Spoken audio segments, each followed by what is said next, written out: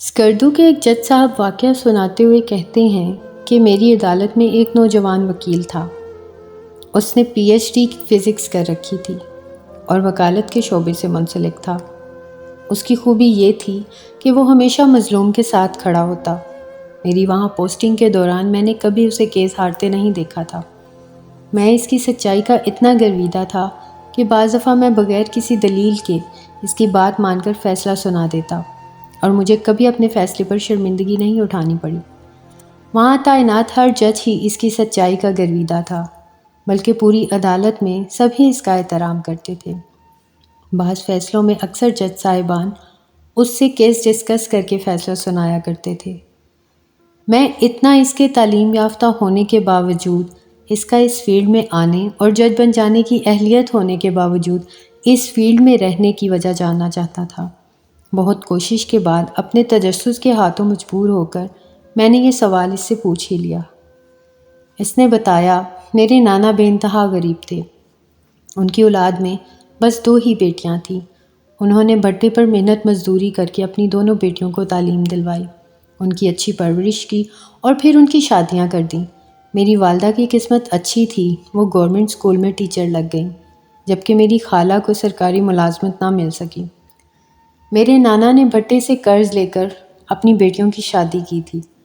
میری والدہ گھر کے اخراجات میں سے کچھ بچت کر کے نانا کو قرض اتارنے میں ان کی مدد کرتی تھی، مگر پھر میرے والد صاحب نے ان کو منع کر دیا، تو میرے نانا خود ہی قرض کے عوض مزدوری کرنے لگے، اور دوسری طرف میری خالہ کے ہاں کوئی اولاد بھی نہ ہو سکی، تو ان کے سسرال والوں نے میری خالہ کو تنگ کرنا شروع کر دیا۔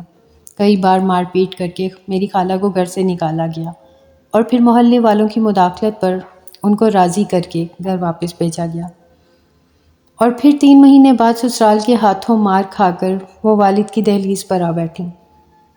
یہاں تک کہ آخری بار جب میری خالہ کو ان کے سسرال والے لے کر گئے تو ان کے شوہر نے دوسری شادی کر لی تھی۔ انہوں نے میری خالہ کو اس شرط پر ساتھ رکھنے کی حامی بھری کہ گھر کے تمام اخراجات میرے نانا اٹھائیں گے، اور میرے نانا بیٹی کا گھر بسانے کے چکر میں مزید مقروض ہوتے گئے۔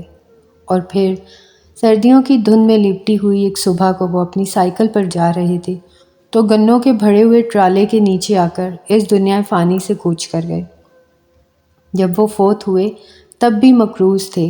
میری والدہ نے میرے والد سے چوری اپنا زیور بیچ کر میرے نانا کا تمام قرض اتارا اور ان کے کفن دفن کا انتظام کیا۔ اس معاملے میں میرے ددیال نے میری والدہ سے کوئی تعاون نہ کیا، یہاں تک کہ میرے والد نے بھی نہیں۔ نانا کی وفات کے بعد میری خالہ کے سسرال والوں نے میری خالہ کو مجبور کیا کہ وہ اخراجات کا مطالبہ میری والدہ سے کریں۔ میری خالہ نے انکار کر دیا تو ان کو طلاق ہو گئی۔ میری والدہ اور میری خالہ کے پاس آخری سہارا قانون کا تھا، کیونکہ نہ تو ان کو ان کا زیور ملا تھا، نہ ہی ان کا کوئی سامان، اور نہ ہی حق مہر ادا کیا گیا، اور قانون طاقتور کی باندھی ہے۔ میری خالہ اور میری والدہ نے ہائی کورٹ تک کیس لڑا لیکن اپنا حق نہ لے سکیں، اور پھر خالہ ہائی کورٹ میں پیشی پر کیس کی سنوائی کے بعد گھر آئیں اور خود سوزی کر لی۔ ان کے کفن دفن بھی میری والدہ کی ذمہ داری تھی، اور انہوں نے یہ ذمہ داری بخوبی ادا کی، مگر بہن کی موت کے بعد ان کا چہرہ بت سا گیا، یہاں تک کہ میری والدہ میری کامیابی پر بھی خوش نہ ہوتی۔ جب میں نے پی ایچ ڈی کی تو دور پار کے رشتہ دار بھی خوش ہوئے، پر میری والدہ کے چہرے پر پہلے جیسی خوشی نہ تھی۔ میں نے رات مسلے پر بیٹھی دعا مانگتی اپنی ماں کو سینے سے لگایا اور پوچھا، آپ کی اداسی کی وجہ کیا ہے؟ میری والدہ نے جائے نماز تہہ لگایا اور کہا، میں چاہتی ہوں تم وکیل بنو۔ زندگی میں پہلی بار میری والدہ نے کسی خواہش کا اظہار کیا تھا۔ میں نے وجہ پوچھی، اس پر میری والدہ نے الٹا سوال داغ دیا، تمہیں پتہ ہے تمہاری خالہ نے خودکشی کیوں کی تھی؟ میں نے کہا، نہیں۔ میری والدہ نے جواب دیا، تمہاری خالہ کے پاس وکیل کو دینے کے لیے فیس کے پیسے نہیں تھے، تو وکیل نے فیس کے بدلے جسم کا تقاضا کیا۔ میرے بیٹے، اس دن میرے دل میں خواہش آئی کہ میں اپنے بیٹے کو وکیل بناؤں گی، ایسا وکیل جو پیسوں کے بدلے جسم کا تقاضا نہیں کرے گا، ایسا وکیل جو مظلوم کو اس کا حق چھین کر لے کر دے گا۔ مگر میں نے کبھی تمہارے اور تمہارے والد کے ڈر سے اس خواہش کا اظہار نہیں کیا۔